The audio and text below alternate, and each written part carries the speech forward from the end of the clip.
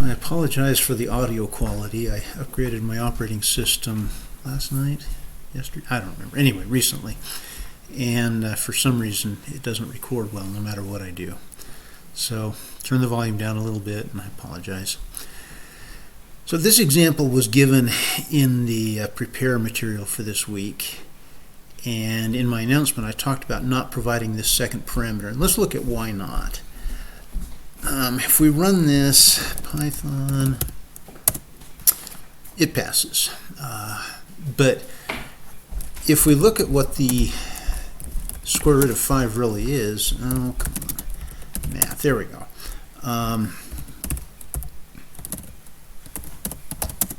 It's really that number, so it's not very close. And in fact, the reason for approximate has to do with the internal representation of this number, not just because we don't know what it is.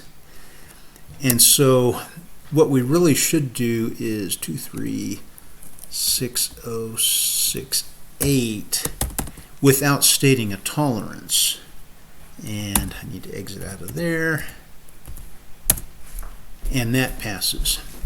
And so the problem is not that we don't know what the value is, it's that we can't specify it exactly using keyboard input in Python.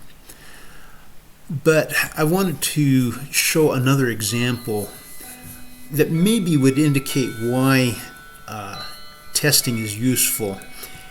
And so we're going to use PyTest, and we're going to say def test my square root.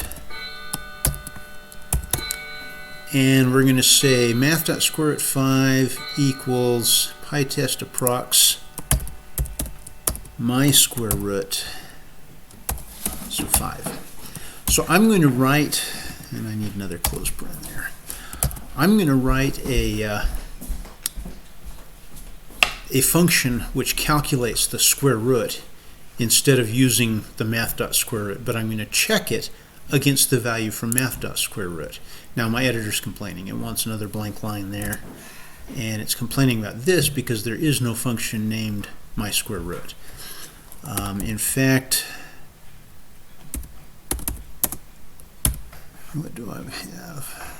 Oh, I just called it square root. Nice. Okay. So I need to get the right window here. I need to import sqrt, which tells it to look for the file named sqrt.py. Oh, it's imported but not used. Now I need to say sqrt.mysqrt, and that gets rid of all the squigglies. And so this will now, oh, but then I need this magic incantation, right? I need pytest.main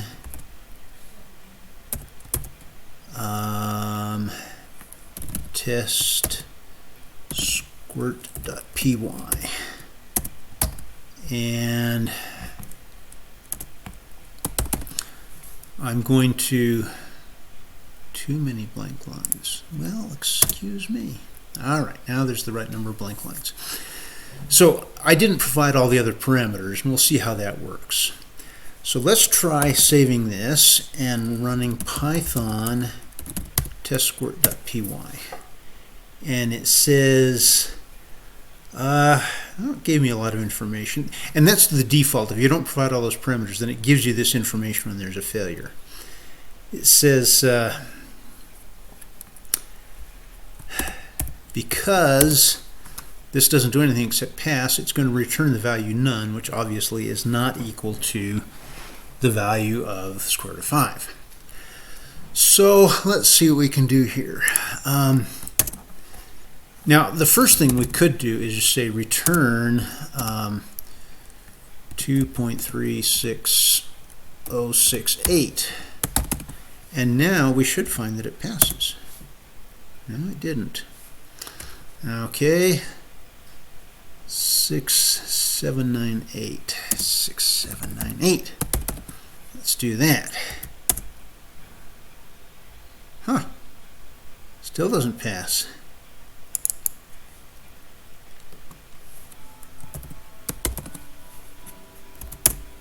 There, now it passes. So, is that a good square root function? I think most of us would agree it's not. But my test passed. So that means that my test isn't very good either. Okay? And so perhaps a better test would be for x in range 1, 20, assert math.square root x equals that. So that way we'll try a bunch of different answers. And we should get back to failing again, okay? Because the square root of 1 is 1, not 2.3. So now we know our test is a little better. Now we can go back to our function. And these are the steps that I'm going to use. It's just a guess and check type algorithm. It's not a very efficient algorithm, but it's pretty easy to understand. So let's see. We're going to say create a guess. Guess equals x over 2. If I wrote the divide correctly. Okay. While guess times guess, and we're going to have to do math.abs, which means math.guess minus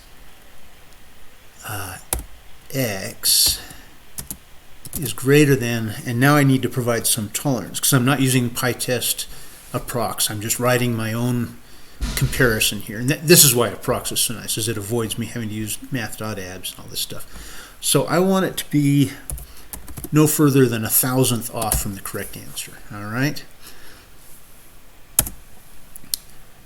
So while guess times guess is greater than x, I'm going to, I need to have an increment here too. All right, set an increment. See, I skipped that step. Increment equals guess over 2. All right. So while it's, so when I square my guess, if it's larger than x, while it's too big, decrement by the increment. Oh, that makes a lot of sense.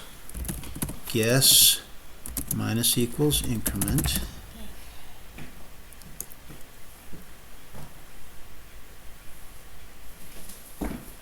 And then once that fails, I'm going to increment divided equals 2. So I'm going to cut the increment in half. So as long as it's too big, I'm going to knock my guess down. Once I've finished doing that, I'm going to cut the increment in half. Then I'm going to say while guess times guess is less than x, guess plus equals increment, and then I'm going to cut the increment in half again. And we will return the guess. So if that works, then why is that squiggling? Undefined name math. I forgot to import math. Okay, now it gets rid of that squiggly. And what's the problem there? Oh, it wants another blank line. There's a standard out there for how Python is supposed to be written. It's very picky about white space and things like that. Okay, so if my algorithm was correct, and if I've implemented it correctly, then this should pass the test, right? So let's see what happens. We'll just run the test. Math has no attribute abs. Well, that's interesting. on. Import math, help math.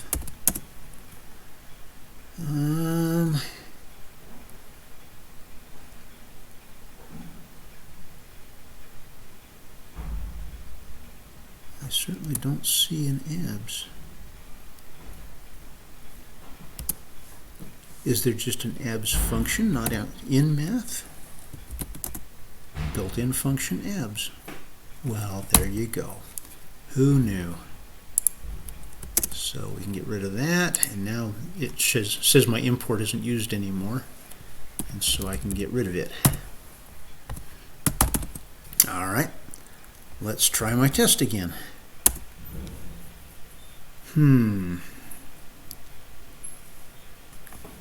So it looks like my square root function worked pretty well. This is the answer it should have gotten. This is the answer it did get. But you can see it's different where this has a 2 here. And this has a 3.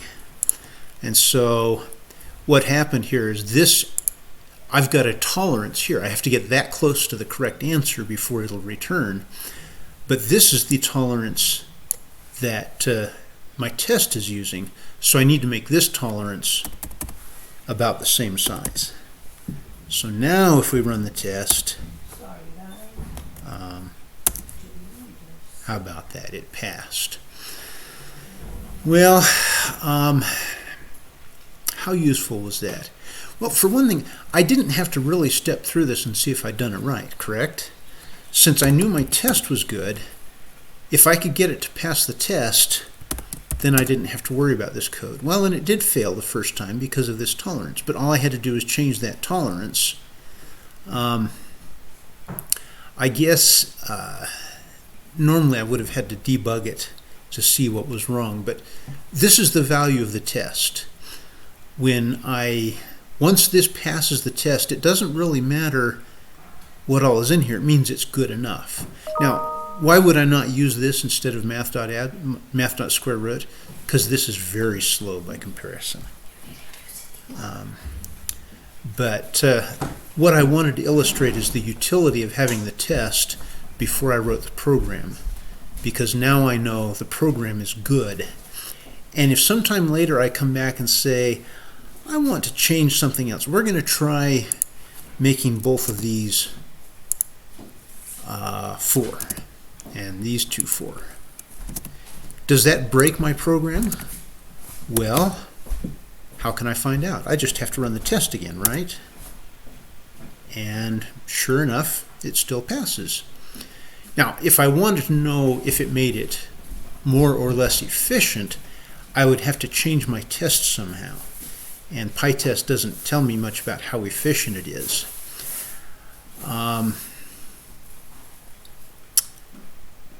So we'll leave that alone for right now. But I know now that by changing those to 4, I didn't break anything. What if I just changed that one to that? Would that break it? Well, I don't know. Let's find out. We just have to run the test again, right? Oh, it still passes. That didn't break it. What if I change that to 0.5? Will that break it?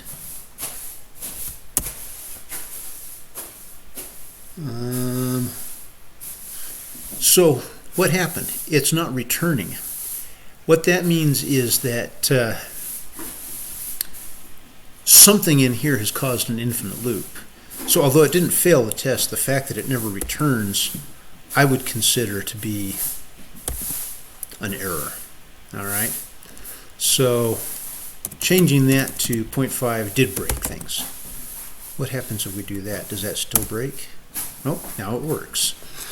So I can fiddle around with these numbers if I want to and find out what breaks and what doesn't. Incidentally, would that break it? Probably does. Let's see. Yep, because now this is returning an approximation, right? And the approximation is not close enough to this approximation, because this is still only an approximation, to pass. So we put that back, run the test again, how it works. So that's the reason why we do testing. Thanks for watching.